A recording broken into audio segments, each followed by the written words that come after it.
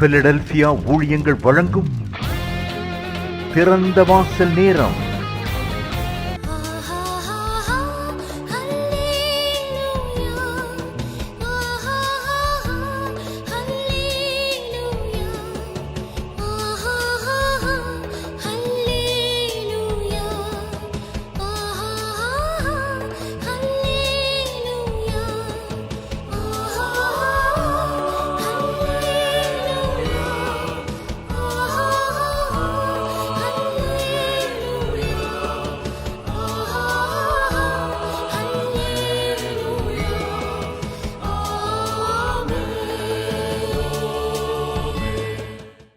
ஆண்டவரும் இரட்சகருமாகிய இயேசு கிறிஸ்துவின் நாமத்தினாலே தேவ பிள்ளைகள் உங்கள் ஒவ்வொருத்தரையும் இந்த வேளையிலும் பிலதெல்பியா ஊழியங்களின் சார்பாக உங்களை நாங்கள் வாழ்த்துகிறோம். இந்த நாளிலும் கர்த்தர் உங்களுடைய கட்டுகளிலிருந்து உங்களுக்கு விடுதலை கொடுக்க போகிறார். உன் கட்டிலிருந்து உனக்கு விடுதலை என்று ஆண்டவர் சொல்லுகிறார். கர்த்தருடைய வார்த்தை புறப்பட்டு வருகிற நேரத்தில் எல்லா கட்டுகளையும் தேவனாகிய கர்த்தர் உடைக்கிறவராக இருக்கிறார். வேதத்தில் நாம் வாசிக்கிறோம், அவர் தம்முடைய வசனத்தை அனுப்பி அவர்களை குணமாக்கினார் என்று வேதத்தில் வாசிக்கிறோம். இந்த நாளில் தேவ பிள்ளைகளுடைய வாழ்க்கையில் எந்த விதத்தில் எந்த கட்டுகள் இருந்தாலும் உன் கட்டுகளிலிருந்து கர்த்தர் விடுதலை கொடுக்க போகிறேன் என்று ஆண்டவர் சொல்லுகிறார். வேதத்தில் ஒரு வசனத்தை நாம் வாசிக்கலாம். லூக்கா சுவிசேஷ புஸ்தகம் 13வது அதிகாரம் 10வது வசனத்திலிருந்து 13வது வசனம் வரையிலும் நாம் வாசிக்கும் பொழுது, ஒரு ஓய்வு நாளில் அவர் ஜெப ஆலயத்தில் போதகம் பண்ணி கொண்டிருந்தார். அப்பொழுது 18 வருஷமாய் பலவீனப்படுத்தும் ஆவியை கொண்ட ஒரு ஸ்திரீ அங்கே இருந்தாள். அவள் எவ்வளவோ நிமிரக்கூடாத கூனியாயிருந்தாள். இயேசு அவளை கண்டு தம்மிடத்தில் அழைத்து, ஸ்திரீயே, உன் பலவீனத்தினின்று விடுதலையாக்கப்பட்டாய் என்று சொல்லி அவள் மேல் தமது கைகளை வைத்தார். உடனே அவள் நிமிர்ந்து தேவனை மகிமைப்படுத்தினாள். ஆண்டவராகிய இயேசு கிறிஸ்து 2000 வருடங்களுக்கு முன்பாக இந்த உலகத்தில் அவர் மனிதனாக அவர் அவதரித்த பொழுது அவர் ஊழியத்தை, பிதாவினுடைய சித்தத்தை நிறைவேற்றும்படியாக அவருடைய ஊழியத்தின் பாதையில் ஆண்டவர் செய்த அற்புதங்கள் ஏராளம் உண்டு. யோவான் சொல்லும் பொழுது இப்படியாக வேதத்தில் வாசிக்கிறோம். யோவான் சுவிசேஷ புஸ்தகத்தில் யோவான் எழுதும் பொழுது சொல்லுகிறார், இயேசு செய்த அநேக அற்புதங்கள் உண்டு, அவைகள் எல்லாம் எழுதினால் இந்த உலகம் கொல்லாது என்று அவர் சொல்லுகிறார். ஆண்டவராக இயேசு கிறிஸ்து செய்த ஏராளமான அற்புதங்கள். அந்த அற்புதங்களில் ஒரு அற்புதம், ஒரு 18 வருடமாக கூனியாக இருந்த ஒரு ஸ்திரீ ஜெபாலயத்தில் இயேசு கிறிஸ்து பிரசங்கம் பண்ணி கொண்டிருந்த பொழுது அந்த ஸ்திரீயை ஆண்டவர் குணமாக்கினார். அவள் எவ்வளவோ நிமிரக்கூடாத கூனியாக இருந்தாள். அவள் ஒருபோது நிமிர்ந்து பார்க்க முடியாத அளவுக்கு தலை குனிந்து தரையை பார்த்து கொண்டிருந்த ஒரு கூனியான ஒரு வாழ்க்கை. ஏனென்றால் அவளுக்குள்ளாக ஒரு பலவீனப்படுத்தும் ஆவி இருந்தது. அவள் ஏன் கூனியாக இருந்தால், ஏன் அவளுடைய சரீரம் நிமிர முடியாமல் இருந்தது, அவள் எவ்வளவு நிமிரக்கூடாத கூனியாக இருந்தாள் என்று வேதத்தில் சொல்லப்படுகிறது. அவளால் கொஞ்சம் கூட நிமிர்ந்து நிற்க முடியாது. அந்த அளவுக்கு அவள் பாதிக்கப்பட்டு அவள் தரையை நோக்கி பார்த்து குனிந்து கொண்டிருந்த ஒரு பெரிய பிரச்சனை அவளுடைய சரீரத்தில் இருந்தது. இது எதனால் வந்தது? அவர்கள் எத்தனையோ மருத்துவர்களை பார்த்திருப்பார்கள். ஆனால் ஆண்டவர் சொல்லுகிறார், அவளுக்கு ஏற்பட்ட இந்த பலவீனத்தினுடைய காரணம் ஒரு பலவீனத்தை உண்டு பண்ணுகிற ஆவி அவளுக்குள்ளாக இருந்தது என்று ஆண்டவர் சொல்லுகிறார். இந்த அற்புதம் எங்கு நடந்தது என்றால், இயேசு கிறிஸ்து ஜெப ஆலயத்தில் பிரசங்கம் பண்ணி கொண்டிருந்த பொழுது இயேசு கிறிஸ்து அவளை சுகமாக்கினார். இன்றைக்கு தேவ பிள்ளைகள் அநேகர் தேவ ஆலயத்திற்கு போவதற்கு எவ்வளவு முக்கியத்துவம் கொடுக்கிறார்களோ அந்த அளவுக்கு அவருடைய வாழ்க்கையில் கர்த்தர் அற்புதங்களை செய்வார் என்பதை மறந்துவிடக்கூடாது. நாம் தொடர்ந்து வேதத்தை வாசிக்கும் பொழுது நிறைய பேருக்கு அற்புதங்களை தேவனாகிய கர்த்தர் ஜெப ஆலயத்தில் செய்தார். இந்த ஜெப ஆலயத்திற்கு யார் வருவார்கள் என்றால், ஆண்டவரை நன்றாய் அறிந்தவர்கள் தான் தேவாலயத்திற்கு வருவார்கள். எனவே தேவனாகிய கர்த்தர் அவரை அறிந்த ஜனங்களுக்கு ஜெப ஆலயத்திலும் தேவ ஆலயத்திலும் அவர் அற்புதங்களை செய்தார். அவரை அறியாத ஜனங்களுக்கு வெளியில் அற்புதங்களை அவர் செய்தார். இன்றைக்கு நம்முடைய வாழ்க்கையில் ஒரு காரியத்தை புரிந்து கொள்ள வேண்டும். எல்லாவற்றிற்கும் ஒரு காரணம் கண்டிப்பாக இருக்கும். இப்பொழுது பார்க்கும் பொழுது அவளுக்கு ஏற்பட்ட அந்த மிகப்பெரிய அந்த கூனியான ஒரு பிரச்சனை ஏன் வந்தது என்றால், அவளுக்குள்ளாக பலவீனப்படுத்தும் ஆவி இருக்கிறது. அநேகர் ஜெபிக்க சொல்லி என்னோடு தொலைபேசியில் தொடர்பு கொள்ளும் பொழுது அவர்கள் சரீரத்தில் இருக்கிற பல பிரச்சனைகளை என்னிடத்தில் சொல்லுவார்கள். ஐயா, இதற்காக நீங்கள் ஜெபிக்க வேண்டும் என்று சொல்லுவார்கள். அப்பொழுது அவரிடத்தில் கேட்பேன், நீங்கள் டாக்டர் போனீங்களா, ட்ரீட்மெண்ட் எடுத்தீங்களா அப்படின்னு நான் கேட்கும் பொழுது, ஐயா நாங்கள் போனையா, எல்லாம் ட்ரீட்மெண்ட்டை எடுத்தோம், ஆனால் ஒன்றும் இல்லைன்னு சொல்கிறாங்க, எல்லாம் எக்ஸ்ரே எல்லாம் ஸ்கேன்லாம் எடுத்து பார்த்துட்டோம், ஒன்றும் இல்லை, எந்த பிரச்சனையும் இல்லைன்னு சொல்கிறாங்க, ஆனால் சரீரத்தில் பிரச்சனை இருக்குது, என்னால் எழும்ப முடியலை, என்னால் நடக்க முடியலை, எனக்கு அந்த வியாதி இருந்து கொண்டே இருக்குது, எந்த ட்ரீட்மெண்ட் ரிப்போர்ட்டில் பார்த்தாலும் எல்லாம் நார்மலாக இருக்குன்னு சொல்லிட்டாங்க அப்படின்னு சொல்லும் பொழுது இதுதான் இப்பொழுது என்ன நடக்கிறது, ஏன் இந்த பிரச்சனை இருக்கிறது என்பதை நாம் நன்றாக பார்க்க வேண்டும். இது இயேசு கிறிஸ்து சொல்லுகிறார். 18 வருடமாக, இப்போ அந்த வேத வசனத்தை 16வது வசனத்தை நாம் வாசிக்கும் பொழுது, இதோ சாத்தான் 18 வருஷமாய் கட்டியிருந்த ஆபிரகாமின் குமாரத்தியாகிய இவளை ஓய்வு நாளில் இந்த கட்டிலிருந்து அவிழ்த்து விட வேண்டியதில்லையா என்றார். இந்த ஸ்திரீ யார் என்றால் ஆபிரகாமின் குமாரத்தி, ஆண்டவராகிய பிதாவாகிய தேவனை நன்றாய் அறிந்த ஆபிரகாமினுடைய குமாரத்தி என்று இயேசு கிறிஸ்து சொல்லுகிறார். ஆனால் இப்போ என்ன நடக்கிறது, ஆனால் 18 வருடமா இந்த ஸ்திரீயை சாத்தான் கட்டி வைத்திருந்திருக்கிறான். இவளை நிமிரக்கூட முடியாத அளவுக்கு இவளை ஒரு கூனியாக இவளை சாத்தான் கட்டி வைத்திருந்தான். இவள் சொஸ்தமாக்கப்பட்டது எப்பொழுது என்றால் ஒரு ஓய்வு நாளிலே, தேவனை ஆராதிக்கிற நாள். ஓய்வு நாள் என்பது தேவனை ஆராதிக்கிற நாள். இன்றைக்கு அநேக கிறிஸ்தவர்கள் இந்த தேவனை ஆராதிக்கிற ஓய்வு நாளை அவர்கள் விட்டு விடுவதனால அவருடைய வாழ்க்கையில் வர வேண்டிய விடுதலைகள் வராமல் இருந்து கொண்டிருக்கிறது. எந்த ஓய்வு நாளில், எந்த ஞாயிற்றுக்கிழமை, எந்த ஆராதனை வேளையில் கர்த்தர் உங்களுடைய பிரச்சனைகளை மாற்றுவார், உங்களுடைய கஷ்டங்களை மாற்றுவார் என்பது உங்களுக்கு தெரியாது.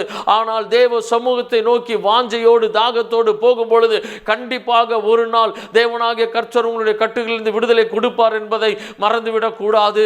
நாம் தேவனை தேடி போகும் பொழுது தேவனாகிய கர்த்தர் நமக்கு அற்புதங்களை செய்கிறவராக இருக்கிறார். அந்த வசனத்தில் சொல்லப்படுகிறது, ஓய்வு நாளிலே ஜெப ஆலயத்தில் இந்த ஆபிரகாமினுடைய குமாரத்தி கட்டப்பட்டிருந்த பிசாசுடைய கட்டிலிருந்து விடுதலை கொடுக்க வேண்டும் என்று இயேசு கிறிஸ்து சொல்லுகிறார்.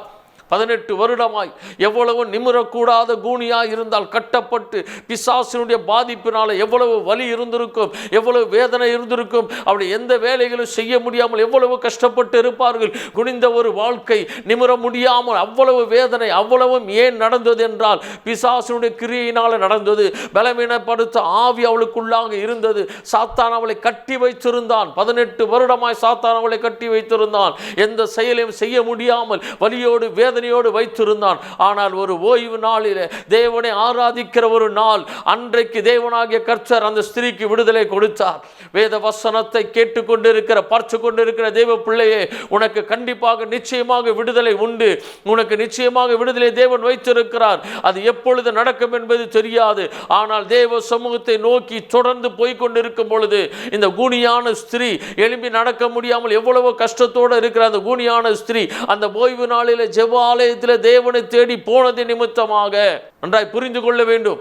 அந்த ஸ்திரீ என்னால் நடக்க முடியவில்லை, என்னால் போக முடியவில்லை என்று சொல்லியிருந்தால் அது நியாயமான ஒரு காரியம். ஒரு பலவீனப்படுத்த ஆவியை கொண்டிருந்த அந்த ஸ்திரீ சரீரத்தில் எவ்வளவு வேதனையோடு நடக்கவே முடியாமல் குனிந்து கொண்டே இருக்கிற ஒரு வாழ்க்கை, எவ்வளவோ வலி வேதனை இருக்கும். படித்த படிக்கையாக இருந்திருக்கலாம். ஆனால் அதையெல்லாம் தாண்டி ஜெப ஆலயத்தில் அவர்கள் போய்கொண்டிருந்தார்கள். அவர்களுக்கு தெரியாது இயேசு கிறிஸ்து வருவார், எனக்கு இன்னைக்கு விடுதலை கிடைக்கும் என்பது அவர்களுக்கு தெரியாது. ஏனென்றால் 18 வருடமாக அவர்கள் இதே போல இருந்திருக்கிறார்கள். ஆனாலும் அவர்களுக்குள்ளாக, ஏனென்றால் அவர்கள் ஆபிரகாமின் குமாரத்தி என்று இயேசு கிறிஸ்து சொல்லுகிறார்.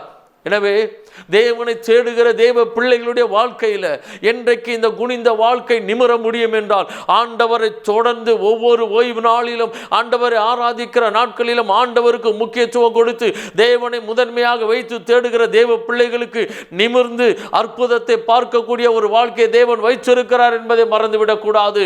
அநேகர் இன்றைக்கும் ஓய்வு நாளை உதாசீனப்படுத்துகிறார்கள். அநேக தேவ பிள்ளைகள் ஓய்வு நாளில் ஆண்டவரை தேட முடியாமல் பல சூழ்நிலையில் இருந்து கொண்டிருக்கிறது. ஆனால் ஒரு காரியத்தை புரிந்து கொள்ள வேண்டும். என்னுடைய வாழ்க்கையில் தேவன் அற்புதத்தை செய்வதற்கு அவர் எப்பொழுதும் ஆயத்தமுள்ளவராக இருக்கிறார். நான் அவரை தேடி போகும் பொழுது அவர் கண்டிப்பாக விடுதலை கொடுப்பார். எந்த ஞாயிற்றுக்கிழமை, எந்த ஆராதனை வேலை எதுவாக இருந்தாலும் அந்த நேரத்தில் கர்த்தர் எனக்கு விடுதலை கொடுப்பார், என் குடும்பத்தில் விடுதலை கொடுப்பார், என்னை நிமிர்ந்து நடக்க பண்ணுவார். இன்றைக்கு ஒருவேளை சரீரத்தில் குனிந்த வாழ்க்கை இல்லாமல் இருக்கலாம், ஒரு கூனியை போல சரீரத்தில் குனிந்து இல்லாமல் இருக்கலாம். ஆனால் வாழ்க்கையில் நிமிர முடியாத பல பிரச்சனைகள், கடன் பிரச்சனைகள், போராட்டங்கள், சமாதான கேடுகள், பலவிதமான கண்ணீரின் பாதைகள், என்னால் நிமிர முடியவில்லை, என்னால் சமாதானமாக இருக்க முடியவில்லை, நான் தோற்று போயிருக்கிற ஒரு வாழ்க்கை, எவ்வளவு உழைத்தாலும் அது வீட்டில் நிற்க முடியவில்லை, குடும்பத்தில் பிள்ளைகளுடைய வாழ்க்கை சரியில்லை, எதிர்காலம் நன்றாயில்லை, இப்படி ஏகப்பட்ட பிரச்சனைகள் இருந்து கொண்டிருக்கிறது.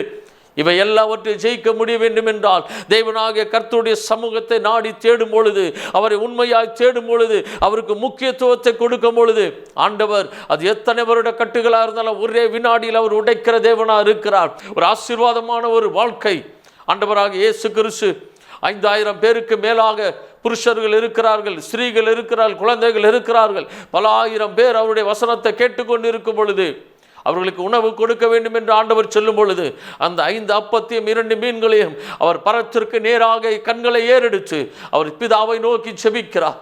அந்த அப்பங்களையும் மீன்களையும் வைத்து பரலோகத்தை நோக்கி நிமிர்ந்து பார்த்து பரலோகத்தை பார்த்து அவர் செபிக்கும் பொழுது அந்த அப்பங்களும் மீன்களும் ஆயிரக்கணக்கான பேர் சாப்பிட்டு திருப்தி அடைந்து மீதியான கூடைகளை எடுக்கக்கூடிய அளவுக்கு ஆசீர்வதிக்கப்பட்டது போல நாம் நிமிர்ந்து தேவனை நோக்கி பார்க்கிற ஒரு வாழ்க்கை இருக்கும் பொழுது கீழானவைகள் அல்ல மேலானவைகளை நாடுகள் என்று ஆண்டவர் சொல்லுகிறார்.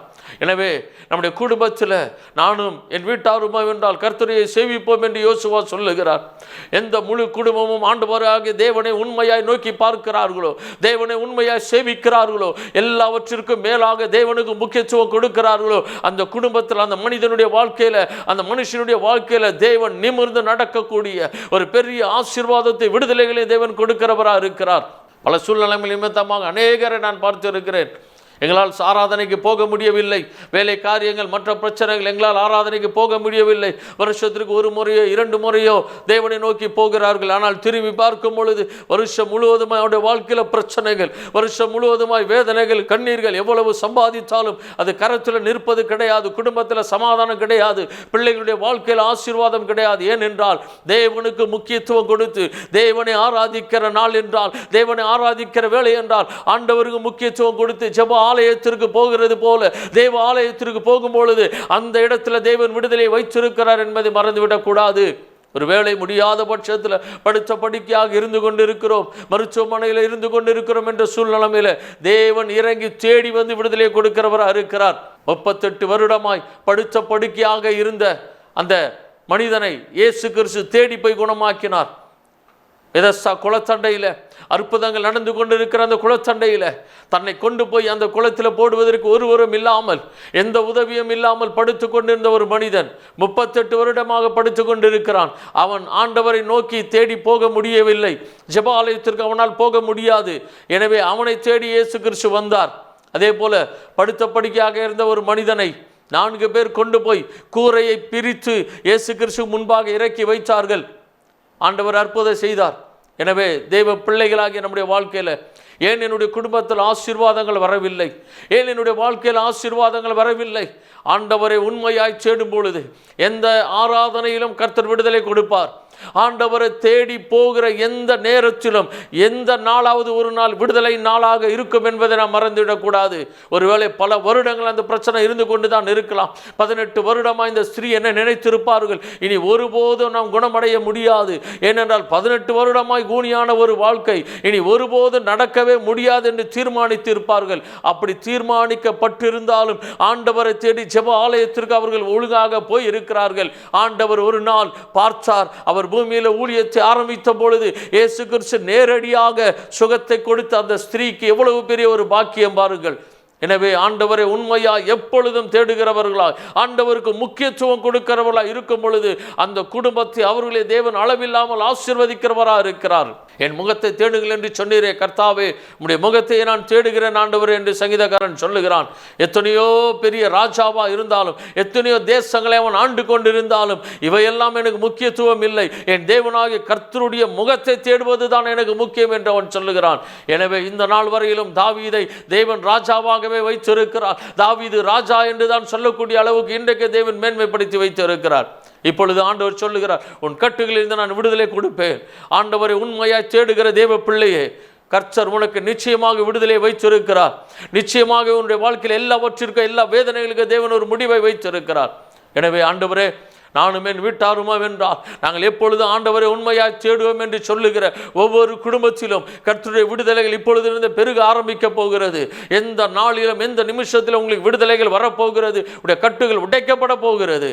விசுவாசத்தோடு தேவ சமூகத்தில் காத்திருப்போம். கர்த்தருடைய கட்டுகளை உடைத்து உங்களுக்கு விடுதலை கொடுத்து மேன்மைப்படுத்த போகிறார். நாம் இணைந்து தேவ சமூகத்தில் ஜெபிக்க போகிறோம். நல்ல பிதாவே, நாங்கள் மெனடியோடுமை ஸ்தோத்திரிக்கிறோம் ஆண்டவரே. 18 வருடமாய் சாத்தான் கட்டி வைத்திருந்த ஆபிரகாமின் குமாரத்தியை ஒரு ஓய்வு நாளிலே எங்கள் ஆண்டவராக இயேசு கிறிஸ்து நீர் குணப்படுத்தினீரே, நிமிர்ந்து நடக்க பண்ணினீரே, விடுதலை ஆக்கினீரே, கட்டுகளிலிருந்து விடுதலை கொடுத்தீரே. இன்றைக்கு உம்முடைய பிள்ளைகள் ஆண்டவரே அநேக நாட்களாக நிமிர முடியாமல் எந்தெந்த காரியத்தில் இருக்கிறார்களோ அந்த எல்லாவற்றிலும் அந்த கட்டுகளை தேவனாகிய கர்த்தர் உடைத்து அவளை நிமிர பண்ணுவீராக, அவளை ஆசீர்வதிப்பீராக, குடும்பங்களை ஆசீர்வதிப்பீராக. உடைய நாமம் மகிமைப்படுவதாக. இயேசு கிறிஸ்துவின் நாமத்தில் வேண்டுகிறோம் நல்ல பிதாவே. ஆமென், ஆமென். God bless you. கர்த்தர் உங்களை ஆசீர்வதிப்பார். மேலும் விவரங்களுக்கு நீங்கள் தொடர்பு கொள்ள pastor V. Simon, master of divinity, Philadelphia ministry, number 324, Konnur high road, cellphone 9884569467 மற்றும் 9790826578.